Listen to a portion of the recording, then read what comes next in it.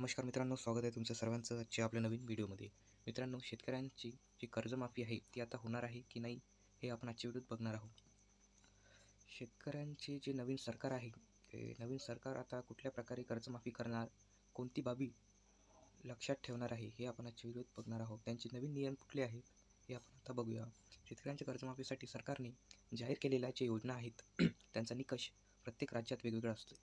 महाराष्ट्रामध्ये सुद्धा असेच काही कर्जमाफीची काही योजना आलेल्या आहेत ज्यामार्फत शेतकऱ्यांची कर्जमाफी केली जाते. मित्रांनो, यात काही असे मुद्दे असतात जे विचारात घेतले जातात. आता ते मुद्दे नेमके कोणते आहेत हे आपण बघूया. सर्वात पहिला आहे कर्जमाफीचे निकष. बघा, यात पहिला मुद्दा आहे आर्थिक अटी. आर्थिक अटी म्हणजे यात जे कर्जमाफीसाठी जो अर्ज करणारा शेतकरी आहे त्याचे जे वार्षिक उत्पन्न आहे ठराविक मर्यादेच्या आत असणे गरजेचे आहे.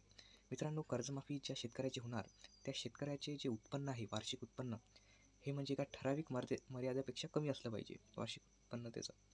2 नंबरवर आहे कर्जाची व्याख्या. म्हणजे ते 2022-23 मध्ये ज्यांनी पीक कर्ज किंवा शेतविषयक कर्ज घेतलेले आहे हे सुद्धा याच्यात ग्राह्य धरणार आहे. आणि या 24मध्ये सुद्धा ज्यांनी कर्ज घेतले त्यांचं इथे निकष म्हणजे त्यांना कर्जमाफी होणार की नाही हे यात क्लिअर सांगितलेलं नाही. आणखी हे कुठलंच क्लिअर झालेलं नाही आहे. फक्त एक आपण अंदाज इथे घेत आहोत. बँक किंवा सहकारी संस्थाकडून जे घेतलेले थकीत आहे हे सुद्धा माफ होऊ शकते अशी शक्यता वाटत आहे. मित्रांनो, जी आर्थिक अटी आहे जसे कर्जमाफीसाठी अर्ज करणाऱ्या शेतकऱ्यांचे वार्षिक उत्पन्न ठराविक मर्यादेच्या आत असणे गरजेचे असते ते आपण बघितलं. आता नेक्स्ट आहे इथं भूमिधारणा. भूमिधारणा म्हणजे नेमकी काय आहे? भूमिधारणा हे नेमकं काय बघितलं जाते आत? तर भूमिधारणा म्हणजे जो कर्जमाफीसाठी शेतकऱ्याकडे असलेलं जी जमीन आहे त्या जमिनीचे क्षेत्र ठराविक मर्यादेपेक्षा जास्त नसावे. जसं की 5 हेक्टरपर्यंत त्याचं शेती जमीन असली पाहिजे. 5 हेक्टरपेक्षा जास्त नसलं पाहिजे तरच त्याचं कर्ज माफ होणार. 2 नंबरवर आहे कर्जमाफीसाठी पात्र शेतकरी. तर नेमकं कोणकोणते शेतकरी आहेत ज्यांची कर्जमाफी होणार?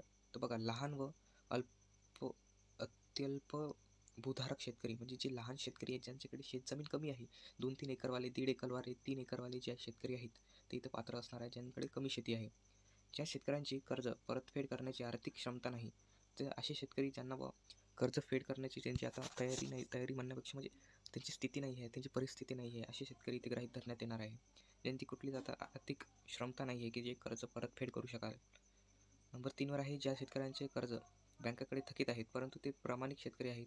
यात असे शेतकरी धरणार आहे जे म्हणजे ज्यांचं कर्ज आणखीन बाकी थकीत पडलेलं आहे मात्र ते प्रामाणिक आहेत, ते भरत असतात. म्हटलं अशा शेतकऱ्यांना भर नाही जावा किंवा पुढे प्रॉब्लेम नाही जावा याकरिता त्यांची कर्जमाफी इथे होऊ शकते.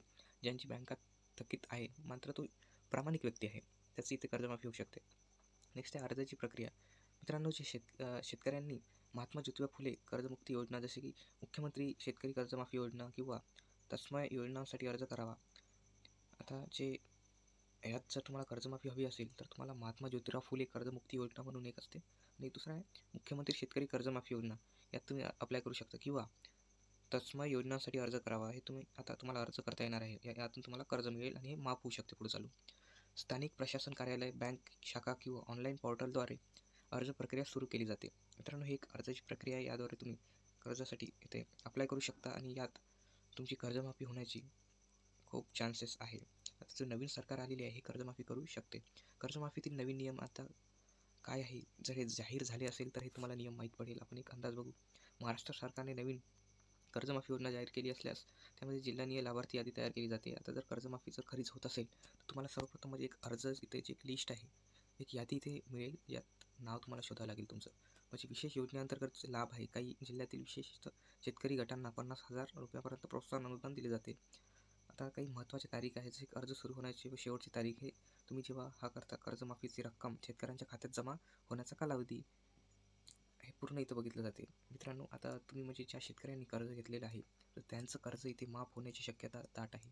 मात्र कुठली इथे GR आलेला नाही किंवा आणखीन आपल्याला इथे म्हणजे कन्फर्म माहिती आणखीन मिळालेलीच नाही आहे. हा व्हिडिओ आपण असा घेऊन आलो आहे की नेमकं तुम्हाला कशाच्या बेसिसवर कर्जमाफी होणार, कर्जमाफी ते कशाच्या याच्यावर करू शकते तर हे आपण आजच्या व्हिडिओत बघितलं फक्त. असा हा व्हिडिओ आहे. जर तुम्हाला आवडला असेल तर नक्की तुम्ही लाईक करा, कमेंट करा. काही जर सुधारणा हवी असेल, चॅनलवर नवीन असाल तर सबस्क्राईब करा. धन्यवाद.